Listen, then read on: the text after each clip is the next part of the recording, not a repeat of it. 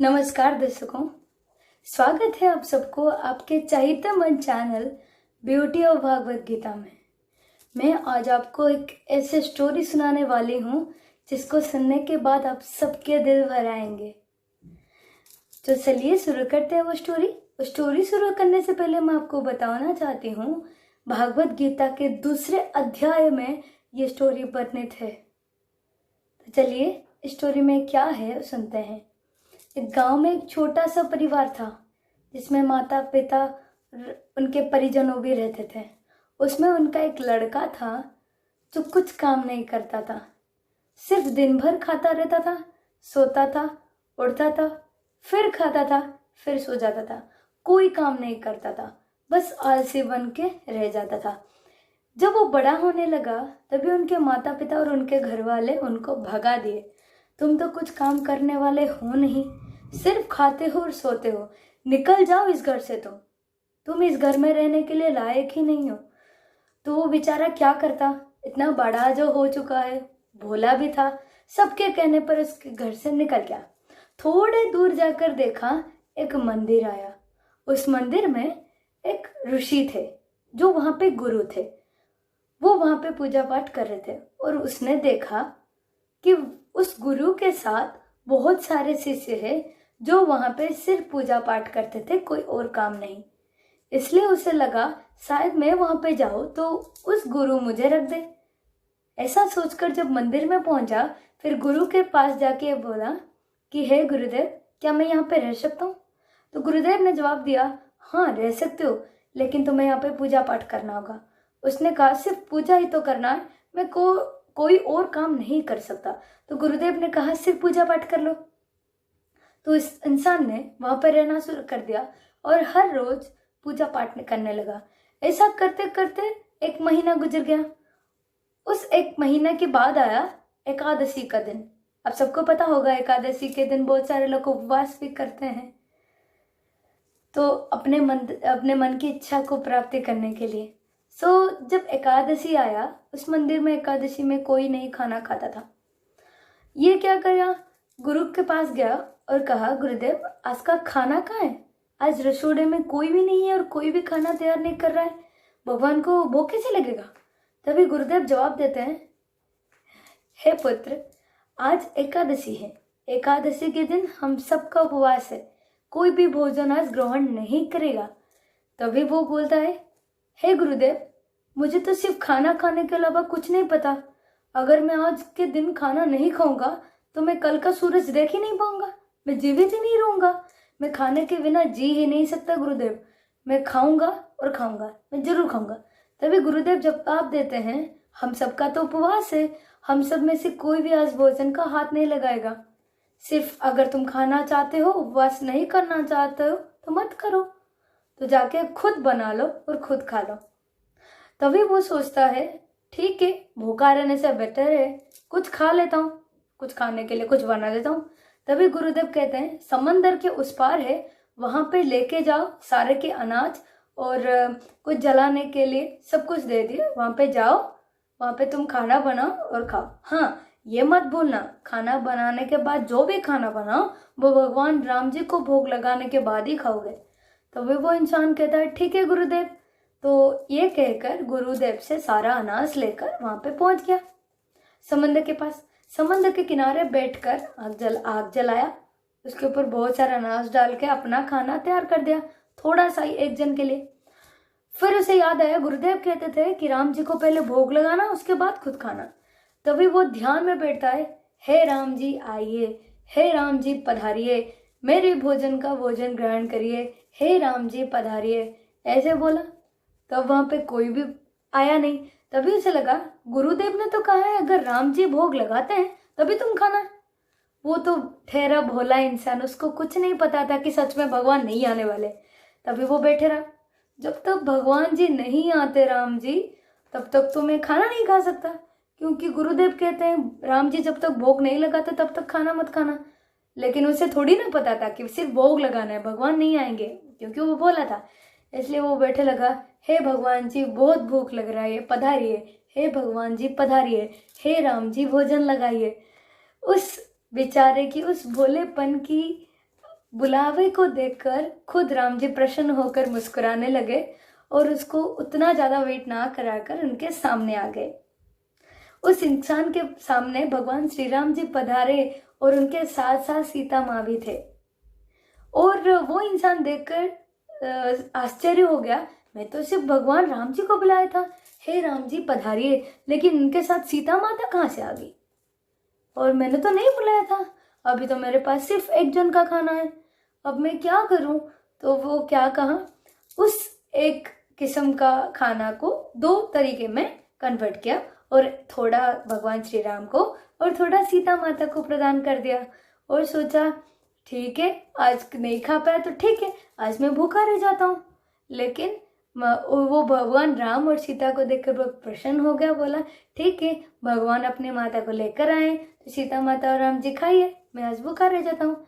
ऐसा कहकर उनको दे दिया। फिर वो एकादशी खत्म होने के बाद मंदिर वापस चला गया। फिर 1 महीने के बाद फिर एकादशी आया, तभी वो उस गुरुदेव से कहते हैं, हे गुरुदेव, इस बार अनाज थोड़ा ज्यादा दे देना, क्योंकि राम जी को बुलाता हूँ तो उनके साथ सीता माता भी आ जाती है, तो थोड़ा और दे देना।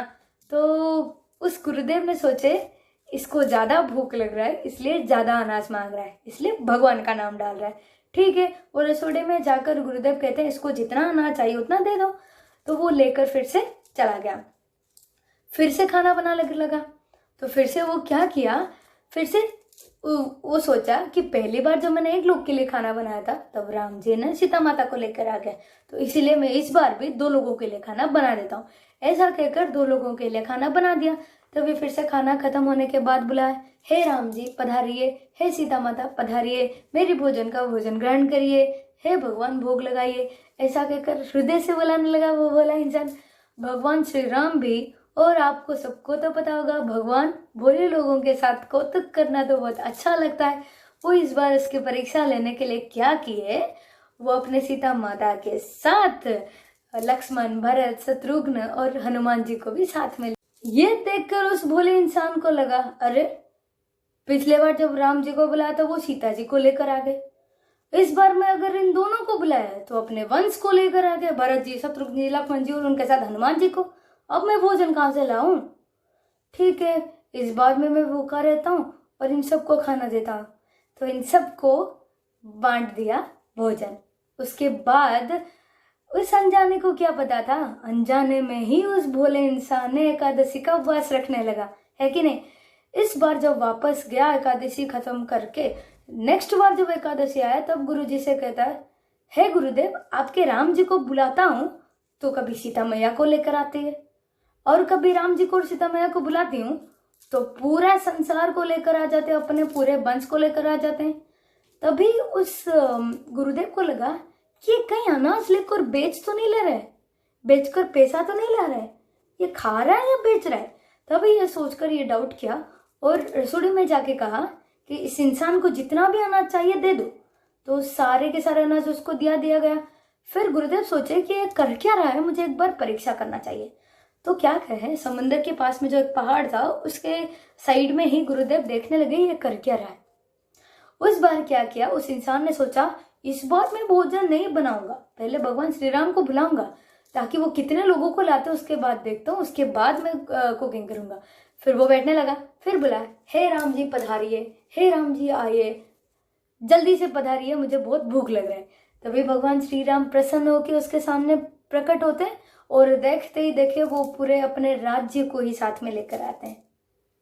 तभी वो इंसान देखते हैं, अच्छा हुआ मैं खाना नहीं बनाया, कितने सारे लोगों को लेकर भगवान श्री राम आए। तभी श्री राम जवाब देते हैं, प्रश्न करते हैं उस इंसान से कि हे पुत्र, तुम आज खाना क्यों नहीं बनाए।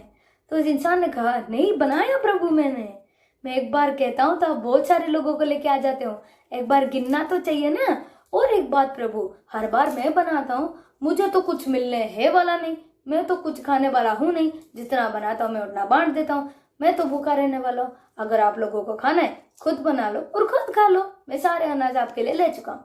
तभी भगवान श्री राम मुस्कुरा कर कहते हैं, तभी इस लक्ष्मण जी श्री राम से पूछते हैं क्या करें भैया।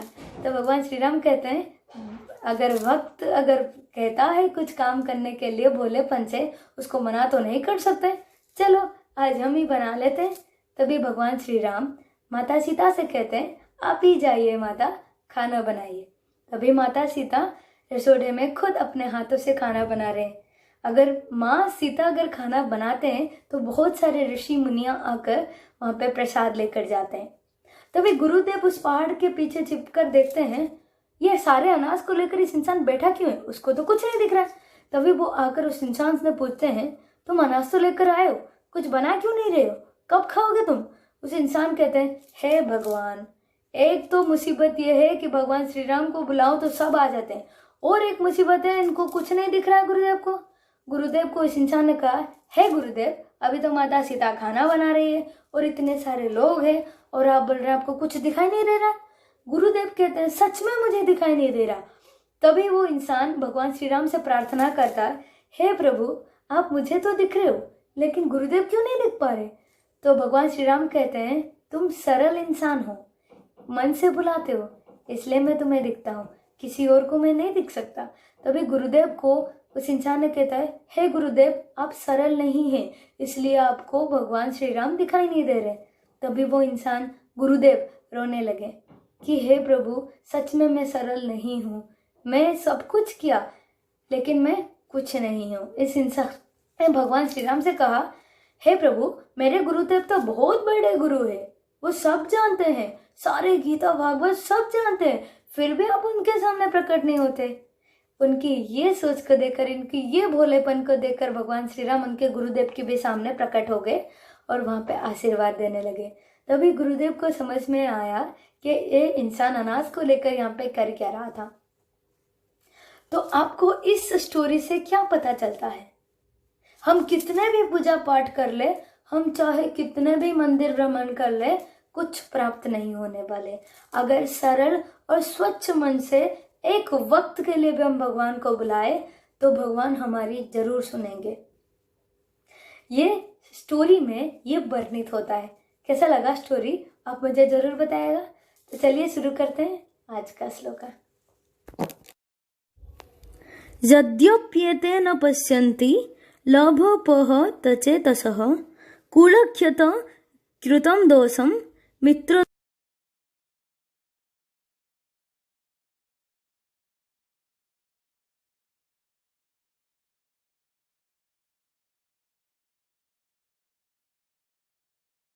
इस श्लोका का अर्थ मैं आपको बताती हूँ। इस श्लोका में लिखा गया है, एक क्षत्रिय का धर्म है कि वो कभी भी एक युद्ध से वापस मुड़ नहीं सकते, और एक क्षत्रिय के साथ साथ उसका धर्म ये भी है, अगर युद्ध किसी को चैलेंज किया गया है तो उस चैलेंज को पूरा करना उस क्षत्रिय का कर्तव्य है।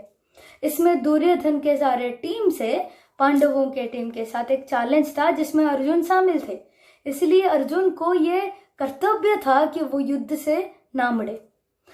लेकिन अर्जुन को ये भी पता था, अगर युद्ध किसी बेनिफिट के लिए बना है, अगर कुछ से कुछ लाभ होता है, कुछ मिलता है, अगर बेनिफिट इज गुड, देन युद्ध करना एक कर्तव्य है। अगर युद्ध में मेरे ही परिवार का नष्ट होता है, मेरे ही वंश का नष्ट होता है, तो वो युद्ध मेरे जायज में नहीं है। इसलिए अर्जुन डिसाइड करते हैं, मैं युद्ध नहीं करूंगा।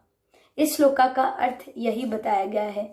कैसा लगा आपको, आप मुझे बता सकते हैं। So I will be back with my next video, next shloka and the next amazing story. So stay tune. अगर अच्छा लगा तो लाइक और सब्सक्राइब करना मत भूलिएगा। Thank you. हरे कृष्णा।